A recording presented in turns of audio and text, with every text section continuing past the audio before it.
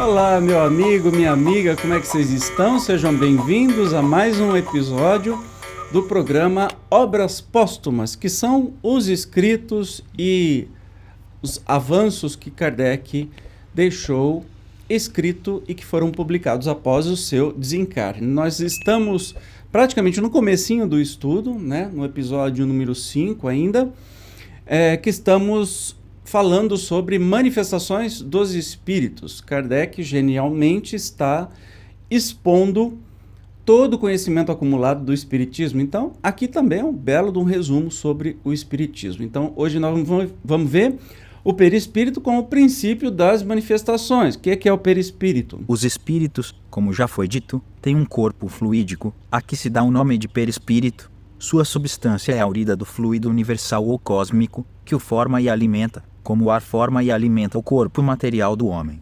Perispírito é mais ou menos etéreo, conforme os mundos e o grau de depuração do espírito.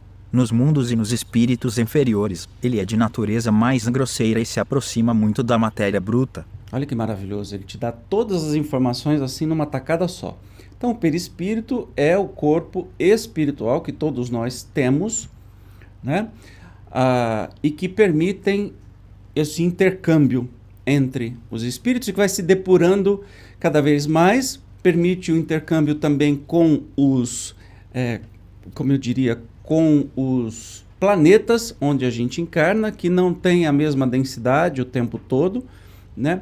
Então ele vai mudando a sua densidade e é indestrutível, sempre indestrutível.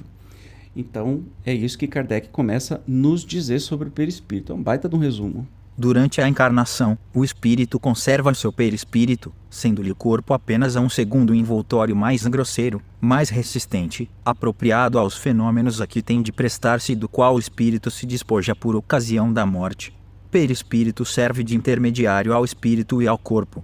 É o órgão de transmissão de todas as sensações. Relativamente às que vêm do exterior, pode-se dizer que o corpo recebe a impressão, o perispírito a transmite e o espírito, que é um ser sensível e inteligente, a recebe. Quando o ato é de iniciativa do espírito, pode dizer-se que o espírito quer, o perispírito transmite e o corpo executa. Muito legal, isso é bem simples de entender, né? Nós temos o perispírito como se fosse um intermediário, quando encarnados, com o nosso corpo físico. Quando a gente desencarna, simplesmente a gente perde o corpo físico, continua com o corpo espiritual. Perispírito não se acha encerrado nos limites do corpo, como numa caixa. Pela sua natureza fluídica, ele é expansível, irradia para o exterior e forma, em torno do corpo, uma espécie de atmosfera que o pensamento e a força da vontade podem dilatar mais ou menos. Daí se segue que pessoas aqui, sem estarem em contato corporal, podem achar-se em contato pelos seus perispíritos e permutar a seu malgrado impressões e, algumas vezes, pensamentos, por meio da intuição. Lembrando que isso pode acontecer encarnados ou desencarnados e que o tema, a palavra incorporação não é muito correta, porque assim, nenhum espírito entra no seu próprio corpo quando você é médium, como no filme Ghost, lembra? Que o Patrick Swayze entrava no corpo da Goldberg. Não, na verdade o espírito se aproxima e quando o médium está concentrado, a expansão do seu próprio perispírito, que entra em contato com o perispírito do espírito comunicante e tem as sensações, às vezes não precisa nem de linguagem, tem as sensações e a comunicação assim se dá.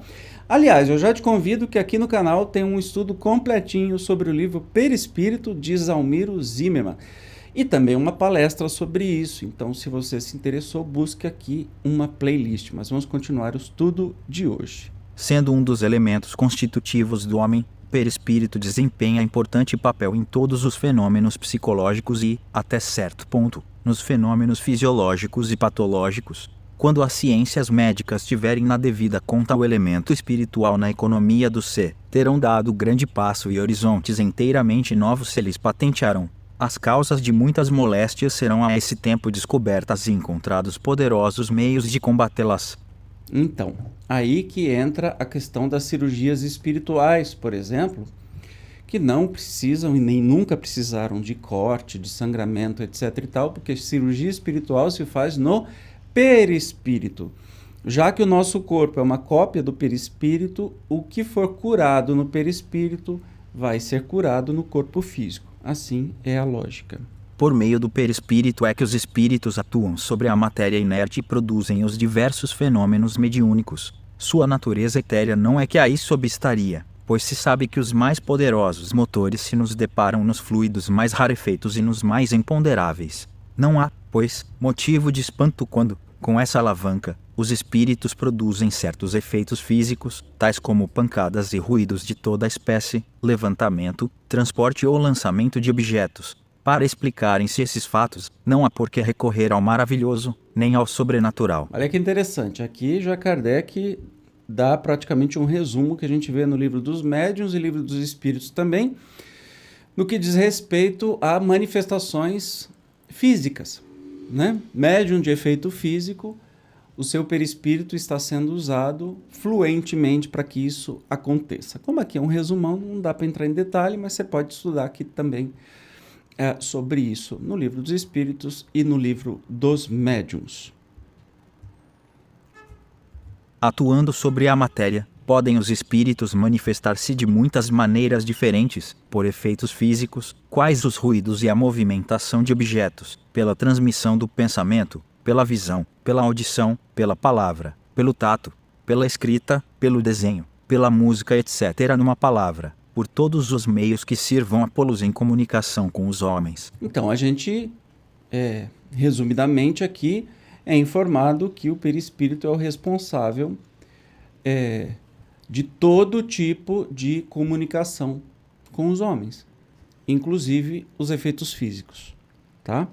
Então, só acontecem por meio da atuação do perispírito, tanto dos encarnados quanto dos desencarnados. Todo mundo tem perispírito, então lembre-se sempre disso. E por fim, podem ser espontâneas ou provocadas as manifestações dos espíritos. As primeiras dão-se inopinadamente de improviso. Produzem-se, muitas vezes, entre pessoas de todo estranhas às ideias espíritas. Em alguns casos e sob o império de certas circunstâncias, pode a vontade provocar as manifestações, sob a influência de pessoas dotadas, para tal efeito, de faculdades especiais. As manifestações espontâneas sempre se produziram, em todas as épocas e em todos os países. Sem dúvida, já na antiguidade se conhecia o meio de as provocar, mas esse meio constituía privilégio de certas castas que somente a raros iniciados o revelavam, sob condições rigorosas, escondendo-o ao vulgo, a fim de o dominar pelo prestígio de um poder oculto. Ele, contudo, se perpetuou, através das idades até os nossos dias, entre alguns indivíduos, mas quase sempre desfigurado pela superstição, ou de mistura com as práticas ridículas da magia, o que contribuiu para o desacreditar.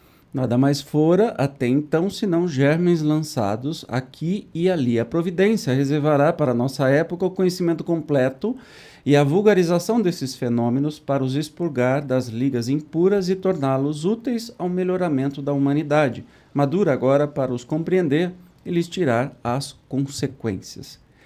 Então, as manifestações espíritas, a comunicação com os espíritos, as manifestações físicas sempre existiram desde que o homem está encarnado na Terra. É que antigamente se escondia muito, era uma sociedade secreta, eram as coisas secretas para impressionar e controlar pelo poder. Hoje em dia, não mais, né? A pessoa não precisa ser espírita para ser médium.